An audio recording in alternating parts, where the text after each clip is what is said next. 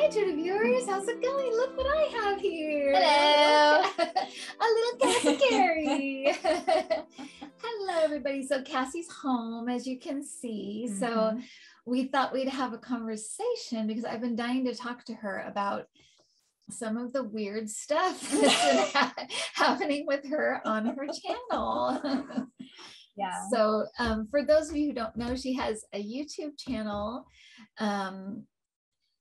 And first, let me just say that Cassie's home because she came home actually for my sister's 60th surprise party. So she's here for that, but she's staying home till December. Yeah, Till I December? guess so I can be around for Thanksgiving and stuff, Okay, and so- hang out with you guys, you know. Yeah.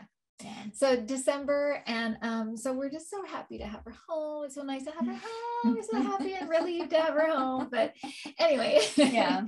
So I wanted Cassie to kind of to tell you a little bit about what her YouTube channel is, so you kind of know what we're talking about, and then talk about some of the weird, like, I say weird, but these kind of spiritual experiences that she's had. Because if you've never seen her channel before, she's a very natural channel. She's you channel. I think I did it at the very beginning of your channel, right? Like sometimes I would do like almost like specials, like if we wanted to talk to someone specific, or I think we did the Winchester Mystery House. I can't remember. Or Sarah Winchester. Right. I think we did that, and like a couple other ones. Richard Nixon, we did. Yeah, that was, we did that one. Yeah. But she's very good at it. And we used to just like have her come and just bring up celebrities for us because she was so good at it. But she's a very natural channel, and she uses it channeling a lot in her writing. And as a kid, you know, she had a very, very vivid imagination, and I'm sure that she would channel as a kid. Probably didn't really know. I'm probably half channeling, half like imagination. Right. We didn't quite know that's what it was. Yeah. But that is, I'm sure now what that was. But anyway, so Cassie, tell them what your channel is, kind of, just so they know the context of your channel, what it is. Yeah. So my channel is called Screen Detective, and I had a channel before that I mentioned on your channel, where I just kind of talked about film in general, kind of at random. But then I realized I needed to do something more specific, and I'm like, well, I'm really interested in true crime and like psychology of true crime and that sort of thing. So maybe I can mix film and true crime together. And hopefully, because like I'm using film to kind of talk about these different cases, you'll kind of see these cases in a different light because, you know, you're seeing it through a filmmaking context. So I like to talk about like the true story behind whatever. So like, for example, I did Sid and Nancy. So I watched the movie Sid and Nancy, and I talk about the film and like the symbolism and what it means and just what I think of the film. And while I also talk about the real case and like, you know, what they got right with the case, what they got wrong, you know, like in terms of the film.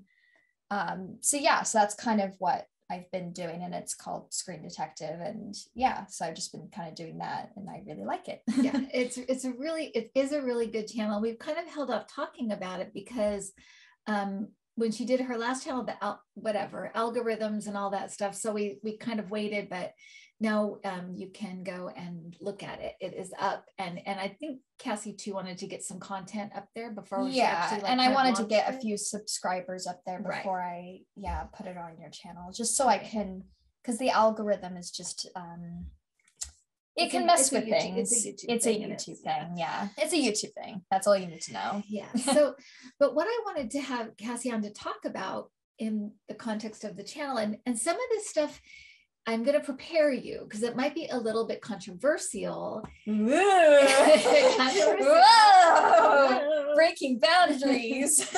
It might be a little controversial in that it is going to talk about the spirit realm and how it's different than here when it comes to things like murder and crime and stuff like that, because, you know, we definitely have our system here of, you know, making people pay, and we want them to pay, and we want them to be punished.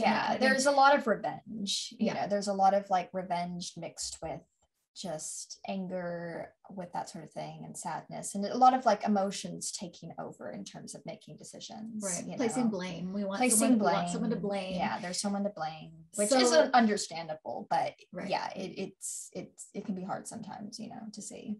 And so, but in the spirit realm, it isn't that way. At least that's not how it's been depicted through the readings I've done, through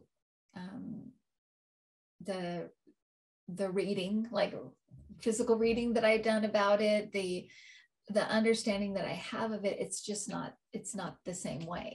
It's very different in the way that people come to an understanding and accept responsibility for the life they've led and that kind of thing. It's very different. Yeah. So with that being said, so Cassie has, we wanted to kind of talk about a few of the cases she's done and how the spirit has come through. And well, I've allowed them to come through. Yeah. Like I've kind of, you know, I've realized like I, you know, can channel, and I generally like to get stuff as right as I can. And that could be hard sometimes because there are a lot of cases where it's like, you don't know what happened and it could be really complex and you can't get everything.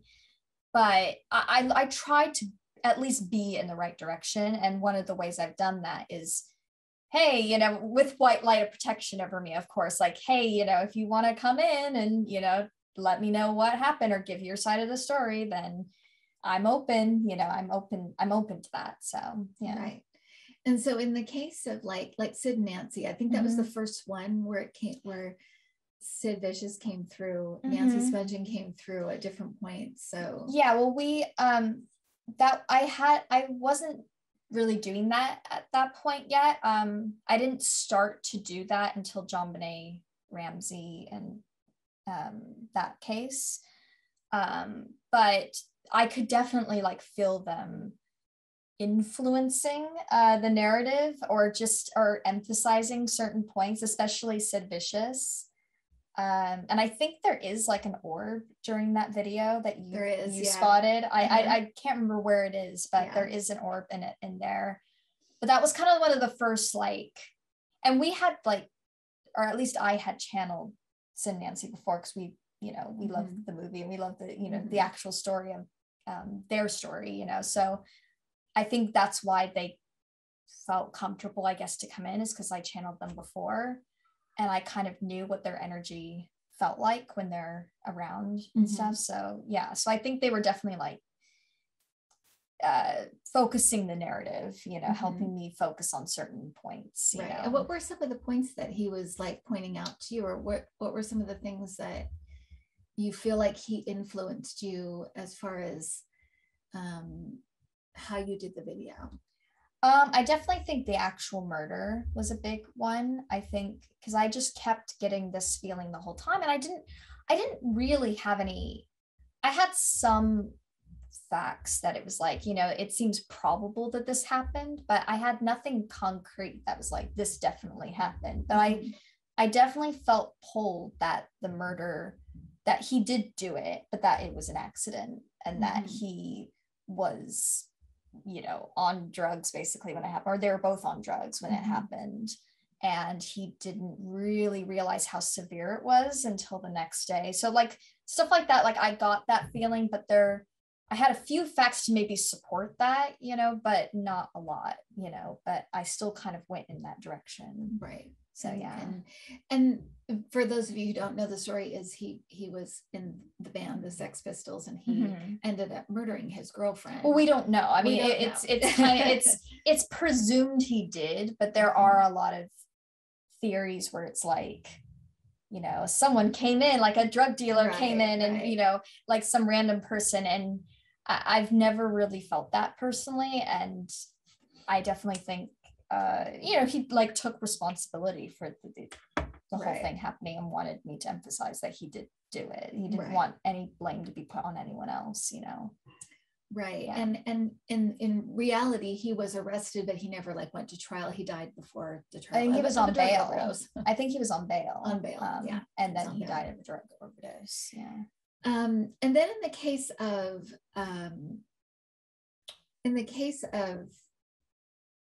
which was an interesting one, was JonBenét Ramsey. That was another case where like they kind of came through and kind of well, that was like the first time I like invited them in. Okay. And because I was like, I don't know if Patsy Ramsey did it, you know, I don't know if she did it, I put like a white light of protection around me, like, okay, you know, like kind of, I didn't think like they would do anything. I just didn't want to invite any, I don't know, I just didn't want to invite any negative energy, you know. It's always good to be careful, you know. Yeah, but like, I invited them in, and I invited them in, and they came across pretty normal. I mean, as normal as they could have been in a situation like that. Right. But I had like a meditation, because that's kind of how I started to realize I could channel, was doing like meditations and like talking to spirit guides or like certain people I wanted to talk to, or like family members. So I decided to do it like that because it kind of helps me turn off my brain, you know, the left side of my brain, or whatever. I don't know what you would call that. Right side, but oh, okay, yeah, sorry. Or whatever. Your right side. Logical side, whatever. The logical side, yeah. So yeah. But yeah, and I invited anyone basically in that case who wanted to come in, who felt like they wanted to talk, and Patsy Ramsey came in, and JonBenét Ramsey, and that was really interesting. Yeah. And so you were saying that one thing that Patsy kept wanting you to emphasize in the video was they were normal, like they were. Yeah, well, she wanted to emphasize they were normal, and I also like had her or them together. I think them together helped me pick out pictures, because I use a lot of imagery and pictures, and all the pictures they wanted me to pick out were JonBenét Ramsey looking like a regular kid. It was like none of, like, I think I have maybe 2 or 3 pageant photos in that whole video, and the rest of the photos, it's like her without makeup, playing on the playground, you know, looking like a regular kid, her hair down, you know, like completely different from what the media kind of painted them as, you know. And a lot of photos I had never really seen before, but I kind of just stumbled across because I was looking for it. And, you know, Patsy Ramsey made me feel like, you know, these photos are out there, you know. So I did some digging and found photos, you know, and yeah, so I think that was a big thing they wanted me to emphasize. And another thing too, I mean, again, it's kind of like this in Nancy, you know, it's like I have some facts that can point that seems to be correct, but not a lot, because it's still very much ongoing, that they didn't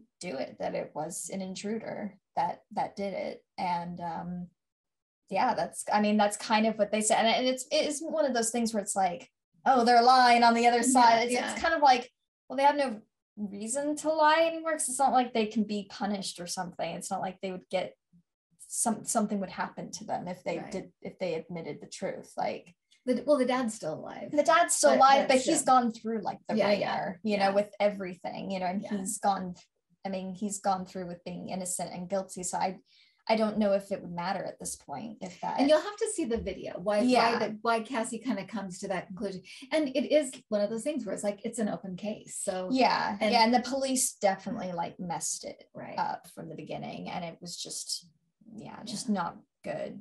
Like, police work. I just think that's so interesting though, that she would come in and be like, tell people we were just a normal family, you know. Basically. Well, I you know, and especially like, it's funny because she told me that kind of before I got into the media side of things, and before I got into like how the police kind of manipulated the story a little bit, because they messed up. They messed up the case really badly, and they wanted the attention kind of away from them and kind of onto the family, because they kind of dug themselves into a hole and couldn't really get out. But you know, so she had kind of said that before I kind of went into that side.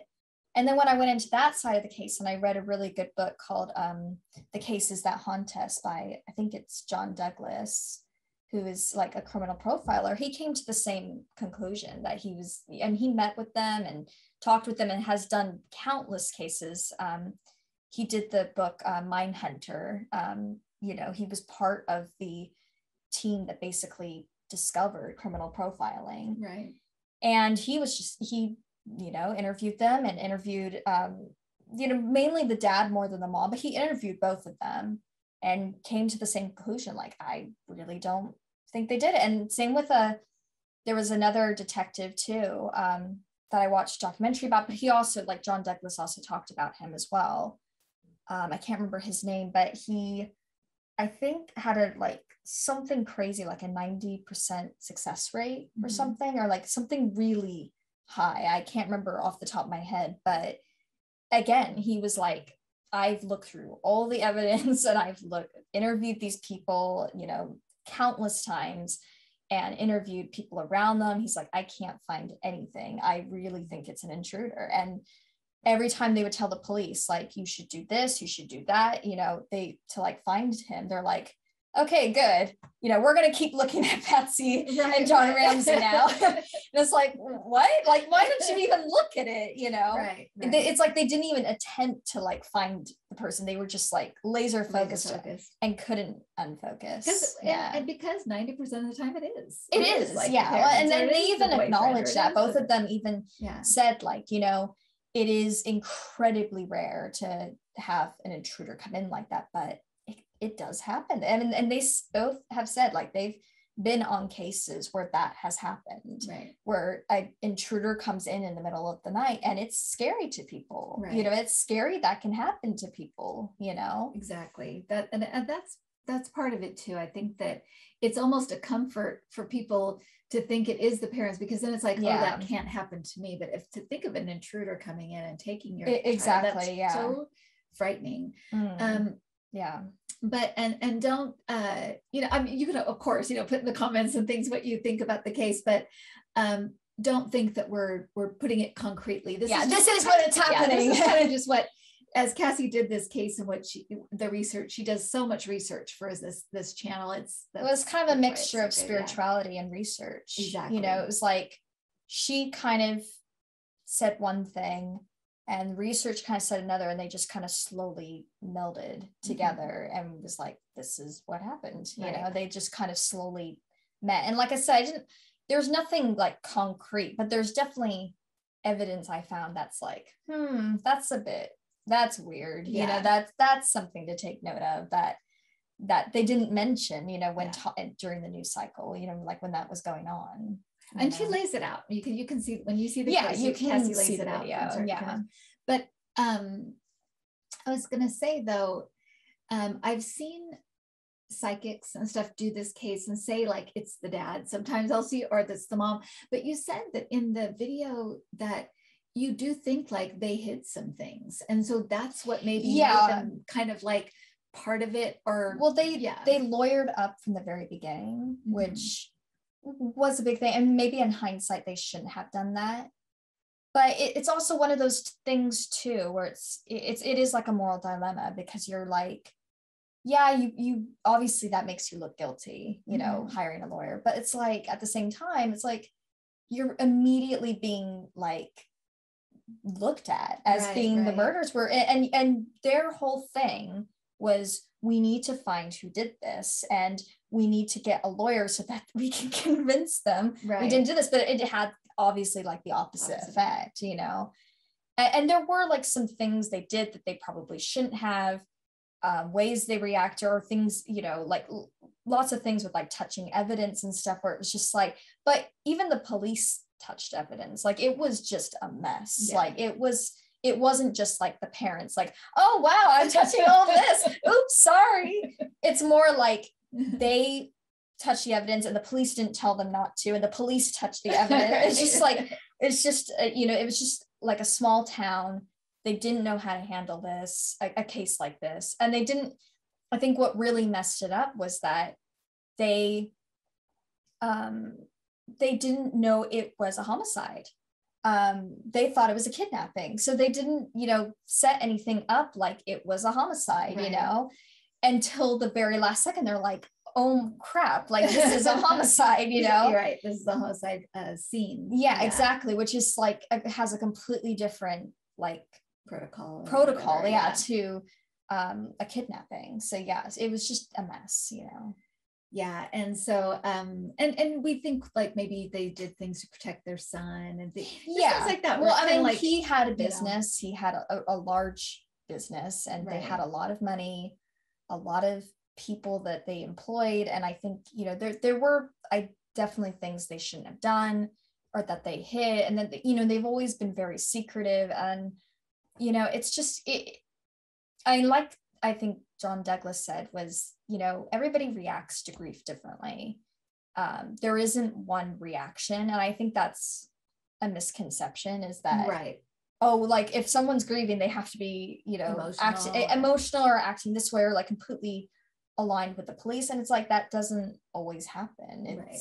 People handle things completely differently, you know?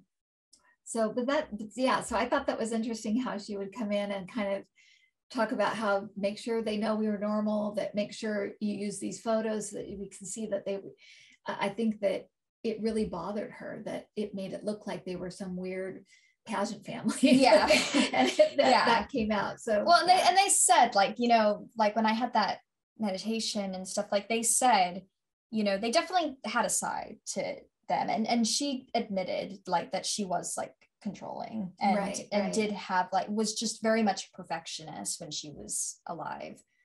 But they were happy, you know, they weren't like a miserable family, and she wasn't making her daughter miserable. And that really bothered her, that people thought she was a bad mother and that she was making her daughter miserable, and that her daughter didn't want to do pageants and stuff and was being forced into things, you know.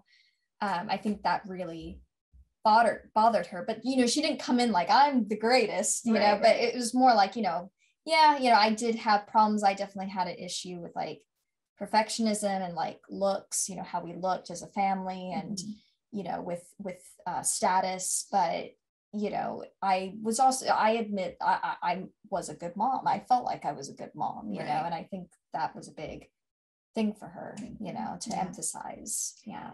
And then most recently you did the case of Gianni Versace. Gianni Versace. Versace. Yeah. So, and this brings us to Andrew Cunanan. Andrew Cunanan, which is a very interesting thing that's happened. So talk a little bit about, you know, this case and how Andrew came in as well. So Gianni Versace, if you guys don't know, he was a fashion designer. He started Versace, you know, which even if you're not into fashion, you would recognize the name, I imagine. He was assassinated in 1997, and he was the last person of a killing spree that Andrew Cunanan had been on, and he killed 4 people before Gianni Versace. I believe it was between April and July, I think, but yeah, so that's who he is. And he later committed suicide, I think 2 weeks later, like 2 or 3 weeks later. So yeah, that's like the basic. I mean, you can obviously watch my video about it if you don't know the case. Yeah, but that's kind of the summary of it. Right. And so in this video there is also an orb in it. Yeah. But Cassie kind of started talking to Andrew because there is a lot of mystery around this case, and she actually found him to be really likable. Really, I mean, it sounds so weird because he's so fun. What's a person that went on a killing spree? But again, and he talked about, you know, kind of what some he went through. What he went through and some of the murders, and how but just like how weird his family was, and how a kind of the things that led up to all of this, and kind of just opened up to Cassie as like a spirit, and kind of let her in on a lot of stuff. This stuff. I mean, I did kind of the thing I did with JonBenét Ramsey and Patsy Ramsey, where I said, you know, anybody who's part of this case, you know, feel free to come forward. You know, again, white light of protection. I don't want anything weird coming in. So I'm like, you know, white light protection. So I started reading the book, which is Vulgar Favors, which is really, really good. I highly recommend it. But I started reading the book like to research for this case. And I had one day that I had like the weirdest experience where he said something super loud, like I guess in your mind's ear or something. Is that what you would call it? Clairaudient or mind's ear. And it said something super loud. I was like, that's weird. Like that doesn't sound like me. And I heard it in a different voice, and it was just like that's weird. And I've had it before, so like I can recognize like when that happens, you know, it doesn't feel like your own mind thinking it. I can't really describe it. It's just different. And I'm like, okay, that's weird. So I told, you know, my mom about it, and she said like, why don't you do like a meditation? Or we came to that conclusion, like maybe I should do a meditation, kind of like what I did with JonBenét Ramsey and Patsy Ramsey, since that worked really, really well. I'm like, okay, I'll do a meditation, because I think it's Andrew Cunanan. I think that's the person who said that. And I did it, and I just had this instant connection with him that I have never felt before. I don't know what it is. And he's just kind of been, I don't know how you would describe it, around a lot. Just around. He's been doing orbs and you think of this and this is why it's hard to understand. Maybe it's not for you on the channel because you're used to this kind of stuff. But if you said that, you know, you'd be like, oh, a serial killer's coming in your room, and you know, but you have to understand that anything that was negative, a lot of his issues were mental illness, family, drug issues. That was all like shed and left here. And so you're left. There was a little bit of narcissism as well. And like stuff like that. But again, it's like that kind of it's very earthly. It's very ego based. And you don't have that as a spirit. So he's just kind of who he is. And he's been very open and honest about his life and who he was and how he functioned in the world. And it's been so interesting. And I think, and he's like said to Cassie, you know, this has been healing for him to be able to kind of look at this life in a way, almost work through it through this process with her. It's very interesting. And one thing, again, you said he helped you pick the photos, right? Well, he doesn't like certain photos, just not because of like anything bad, just because he thinks he looks bad in them. He's very like conscious of like, you know, self-conscious of like the way he looks and the way he presents himself and the way, you know, that he comes across. So there are some photos where he's like, oh, I look creepy in that photo, I don't like that photo, go to the next one. But you know, but he does like help me with that. And for him, it's more photos, it is kind of like photos to make him look normal, but it's a lot of photos where he's happy and he's smiling and he's with friends. It's not, because I think a lot of the photos they used when it was happening, because they were on a manhunt for a long time, like for a few weeks after Gianni Versace was assassinated, and they were constantly showing his pictures.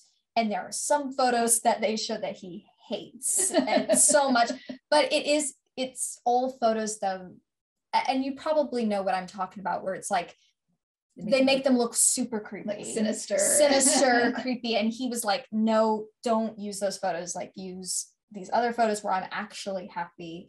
I've seen happy, you know, I'm with friends, you know. I think to kind of give this a more complex view of him, and to just see him more as a normal like as person rather than just like a monster or like a figure that it's just like, yeah, you can't wrap your head around, you know, that to make him look more like just a normal person, you know. Right. So yeah. So the other thing that I thought was interesting that he also that you read in the book that kind of matched more the person you were talking to was in the book how they said how generous he was with his friends and how weirdly nice generous and funny and kind of all these things that you did not hear any of that. No, you know, because it literally was like this was a serial killer and he killed Gianni Versace. We're gonna and I think that was really surprising to me reading that, especially when I started talking to him and stuff, and I'm like, you know, there are certain aspects that it's like he does not have now at all, and then there are other aspects I'm like, that's, you know, like that's the person who I'm talking to, like that's the Andrew, the version of Andrew I'm talking to, where he's really funny and really, you know, almost very charming in a way, you know, but not in like a sinister way, like Ted Bundy, like trying to get manipulative, trying to get something out of you, like, because that part has kind of shed, he's just, you know, who he is at his core, which is, you know, funny, smart, but also, you know, very personable and very, you know, and just a very, which is weird to think, but just a very loving spirit, which is kind of weird to think with a life like that, you know, paired with a life like that. Like he came across very loving and very like, you know, huggy and like, you know, would like touch your hand and stuff, like very personable and like would talk to you one-on-one, which again, it was like he was like that in real life, but it was just more intense because of his issues and because of his problems, you know, and more up and down. He'd have real high highs and low lows because of the what they think was maybe either I guess like bipolar or something. And it seems like there might have been something like that.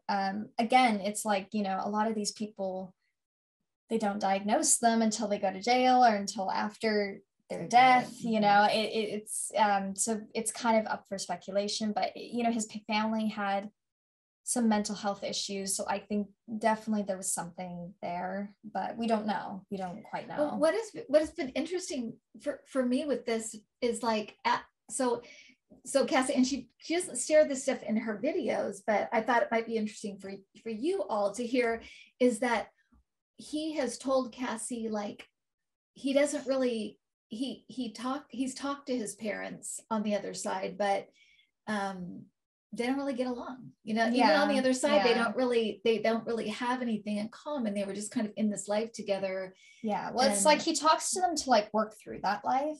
It's almost like an obligation. And he's like, once I'm done talking to my parents, I'm like, okay, goodbye. Goodbye. I'm going over here now. And one of the reasons why he said that was because, obviously his parents are both passed away now, but his parents are it's not that they're jerks. It's just that they're very attached to the earth still. And I think part of it maybe because his siblings are still alive. So I think that's why they're very attached to the earth. Whereas he's just like, I am done. This, you know, that life is done. I'm ready to move on. I'm ready to just leave that behind, you know, but they're kind of still in it. And he also said they are young souls as well. Like they're quite young. Well, they're new. They haven't had as many incarnations as he has. Because he's had a lot of incarnations, but the only difference is that they were very much the same. And I think I kind of discovered through this process that he's had a lot of lives where he's been wealthy. And he wanted a life where he wasn't wealthy and he could not handle it. You know, it was really hard. It was really hard because, you know, if you look at that case, fame and like wealth, you know, drove a lot of his issues and kind of what eventually transpired. But well, it was one of his kind of like fixations in a way. Yeah, and that makes sense. If you think of this was an incarnation where he didn't have money, where he was used to having it. It makes total sense. And it was clearly an issue he had to work through as well, that he was trying to work through. But the other thing was how he has actually talked to his victims on the other side as well.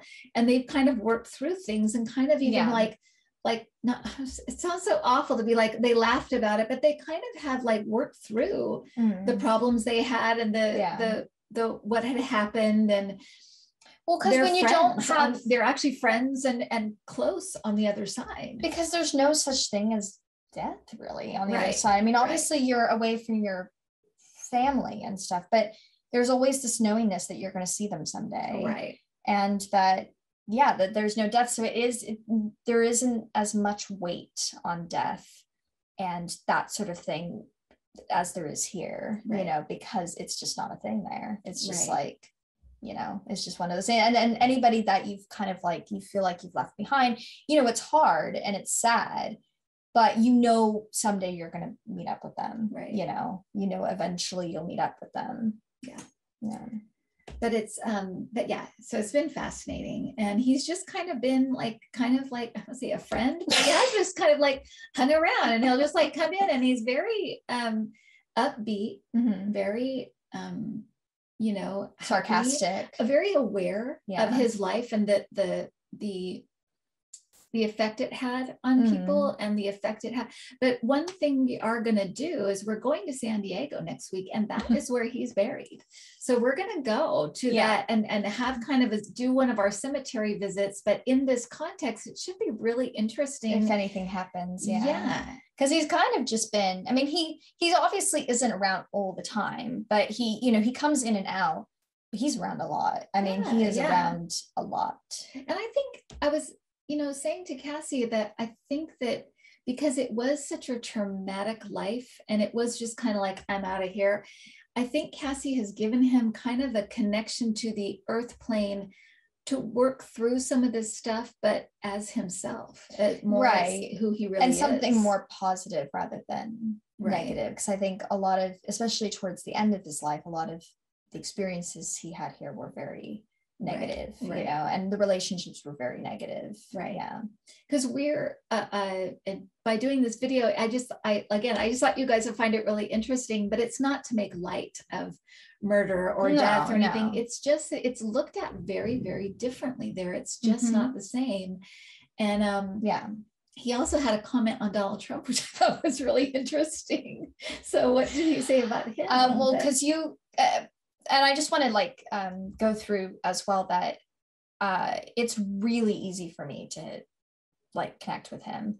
And I think we kind of figured out that it's because we are on the same wavelength. Yeah, you're kind of like a same vibration or same energy. There's something that is kind of a match. Yeah. And so they can just kind of connect very easily. Not that I'm going to be a serial killer as well, but but there's something where he is now and where I am now just kind of match, and it's just like he can just come in just really quickly. And you've had that before. I mean, you've had that with when you've written certain people. But this one I think is probably the most that I've had, because usually I'll have to, even for people that I can tune into really well, it usually takes me a minute to think about it and figure out what they're trying to say. But it's like with him, it's just like he's just there, he's immediately there. But you asked about Donald Trump. I can't remember what specifically you asked. I think I just asked how he's looked at there. And and oh no, I know what it was. In the beginning, there were some psychics, not some ones that I don't even see anymore. So I don't know.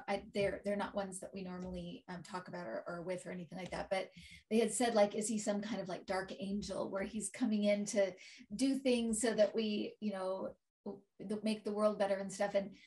And so I was asking if that, I said, is he that? I said, because I don't get that impression at all about him. But. Yeah. And he said no, well, he said, because it's weird. Nobody hates each other there. It's not hate. but kind of like his parents, there are people that are like, oh, you. And Donald Trump is one of those people where it's just like, oh, like that guy. Yeah. And because he said like him and Putin are, I can't remember what it was, that him and Putin are in the same spiritual family or something, or they're in the kind of a spiritual family, but or like he invited him along, or like I don't know. There was something like that. But he said that Putin hates him here and hates him there. He doesn't like him either place. He finds him annoying here, there, everywhere. But he said though, hates him with a goat, hates him with a boat. With a box. It is like green eggs and ham. Yeah. Well, like you said, not hate, really. Yeah, no, it's just like, oh, you. It's like an annoying like little brother. Where it's just like, oh God. And you get that feeling here. It's so funny when he said that. I was like, that is hilarious. And he also said that Trump, he kind of fell into this role. It really wasn't. Yeah, the role. It was like the role needed to be filled. And he actually said like if Hillary Clinton would have won the like 2016 election, that all of this stuff would have happened, but it would have just been much slower. The changes, like the changes would have, and like things coming out, things being brought out into the open, and that it would have happened, but it would have been more slow, and it kind of would have been more manageable. Basically, it wouldn't have been this flurry of what's happening. The Donald Trump presidency, but because it was him, it was just like everything happened at once. Because he was so erratic and so weird and whatever. So it was like, you know, Hillary Clinton would have pushed those changes, and if Donald Trump, like if none of that stuff happened and if he took a different direction in his life, then somebody else would have filled that role. It was like it was a role that needed to be filled, and he just so happened to fill it. He's like, I'm here. But whereas like, you know, it's funny because he would show him next to Putin, and Putin very much felt like he kind of agreed to play this role and to do certain things and to, you know, play the villain almost like in this, you know, world. Whereas Donald Trump, it's like he did not really need to go on this path. It was an option, but he didn't really need to do it. You know, it was kind of up to him a lot. And I've heard that. So, I mean, so often now, I mean, it is just kind of what I'm convinced of, is that when we come here, we're shown all of the ways a life can go. And there's so many. It's like this is, you know, all of these kind of probabilities are open. But this is like, it's like this would be the best path for you, or this would be the best way for you to meet all the things you want to do. But there are all these other ways it could go. So just be aware. And Trump was like, being how he is, meandering off into the whatever. Making a witness role that. It's, but you know, and there are like there can always be too, like, there are certain things you mentioned, like you've always loved, you know, singing and like spiritual stuff. So it's like you were always going to have something of that, or like, you know, the universe was always going to push you towards that. And same with me with like, you know, film. I've always loved film, and I kind of circled back around to that because I think, you know, I love doing it. And maybe in some respect it's like what I'm meant to do while I'm here, or part of what I'm meant to do. But yeah, you know, it can change, you know, it can change depending on circumstance. And that video, the Gianni Versace one, just went up. And part one. It's because it's a long case. It's a long case. It's gonna be 2 parts, but it does have an orb in it at the very beginning. Yes, after you can timestamp it. Probably. Yeah, I can. What we can. I guess we can always put like a link on this video and put like a timestamp. But yeah, there is an orb. Yeah. That's Andrew, because you told him to I told him, like, if you wanted to be in the video, then send an orb. And I was like, oh, there's no orbs. And then my mom, and then you watched it and you're like, oh my God, there's an orb there. Right there. And it's odd too, because it's daytime. It's like bright, sunny. Which is very unusual. That's not a usual thing. Must have been really hard to do. Yeah. And it literally goes, because I zoomed in on it, like I enhanced it, because I can, like, all my editing software. And it literally went like it did not move, like it's not dust. Yeah. Don't say it's a bug or dust. It's not bug or dust. Yeah. No. So Cassie, tell people like where they can find it, because I mean, it really is like one of my favorite channels. I love all the videos, but I love this stuff. I love I love true crime, but I kind of am intrigued by true crime. I don't read on like missing persons or anything like that. I don't feel like that's my thing, and it bothers me a little bit, so I don't do that. But I am interested in cases, and I'm also very interested in the way they depict things in film. And I think that you do such a good job in breaking each down. So where do they find the channel? And subscribe. And I mean, we can put a link down in the description, but it's Screen Detective, and you'll see it by it'll have like a magnifying glass, and that's that. So yeah, it'd be great if you can subscribe, let anybody know that you think that likes true crime and likes film, you know, that really enjoys that. And I'm also planning to, like, you know, change it up a bit.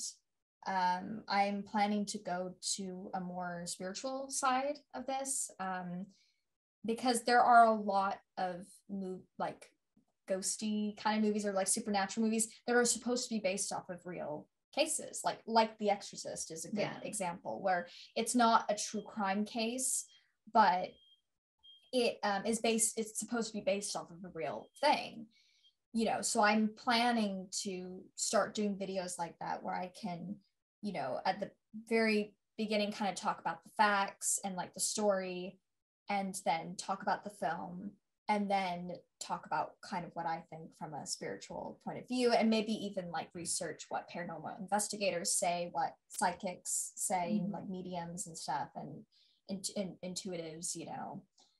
So yeah, I'm planning to take it into that direction as well as true crime. Yeah, and I can't wait for that, because that's totally my bag. But I love that. Yeah, I love that too. That's why I want to do it. Exactly. So so check it out. Check out Cassie's channel. I'm so glad I can finally talk about it, because for a while it was just like, you know, wait till I get some content, so I'm so glad we can talk about it now, because it's such a good channel, and it's so if you love that stuff, or if you're interested in it, you'll love it. You'll absolutely love it. Yeah, definitely. And then you can look for the orbs as well. And now you know and I just think the backstory, the behind the scenes story that Cassie's going through, because she is a channel, it's just fascinating to me. It's just so interesting hearing about it. Well, now, because like I said, Andrew's just here all the time, but I have like said, you know, if you want to help me on other videos and stuff, or just, you know, anything in general, but especially like with figuring out, like, in terms of bringing people in and stuff, you know, because it's not that you have evil energy, it's more like you can bring in some negative emotions, right? Especially if people are still very like connected to this life, if they had a really traumatic or you know, dark life, they can still be very attached to that life here, and so that can bring in some dark, heavy energies, and you just don't want to do that. Yeah, exactly. So I've kind of like, you know, if you want to keep helping, that's fine, you know. And he's like, of course. Well, and I hope that this is taken in the spirit with which it's brought. I hope it's not offending anybody, because we absolutely do not mean to offend anyone. If you're not ready for, you know, if you're not ready to think of murders and people like that this way, it's fine, you know. It's opinion at the end of the day. It really is, and personal preference, and personal experience too. And personal when you've had experiences like this, then you're like, okay, I get what this is, I understand it more, or I understand it in a different way. But on the earth we have a very, very clear view of the way we view murderers and killers. And of course, that is the way that it is. You know, we subscribe to that as well. Punishment, you know, crime and punishment go hand in hand. I mean, for sure. Well, also, one thing I wanted to mention actually that maybe your viewers might find somewhat comforting, because I know that people like were very attached to Lucy and and stuff, but I had kind of an experience that kind of, you know, meshed between all the experiences with Andrew and with and having Lucy pass away at the same time.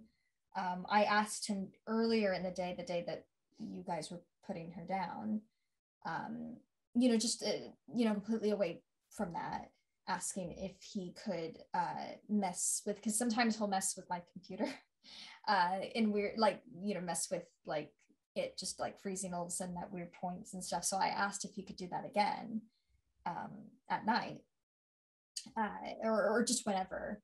And at night, all of a sudden I was like editing, I was like looking at something, and I wasn't touching the mouse or anything, and all of a sudden my screen switched, like my tabs switched to another tab, and I'm like, that's weird. But what made it weirder though, that I'm like, okay, that's weird, is one, I asked earlier for him to do it, but also 5 minutes later I was told Lucy passed away by my dad. So I'm like, it's kind of a mixed message of like, I'm here and Lucy's on the other side. Lucy's okay. I know you're worried about this, but Lucy's okay. Yeah, Lucy's fine. You know, yeah. But I thought, you know, hopefully that's comforting to people that loved Lucy and stuff, that she, at least from my side of things, like she's okay and she's fine. And she's good. She made it. So good. Well, thanks, Cassie. Thanks for coming on. Thank you for having me, as always. You're welcome. And thanks everybody for hanging out with us. I know we're just chatting, but I thought you might want to say hi to Cassie and hear what she's doing now and support her if you'd like to. So all right. Well, everybody have a good one, and we will talk again.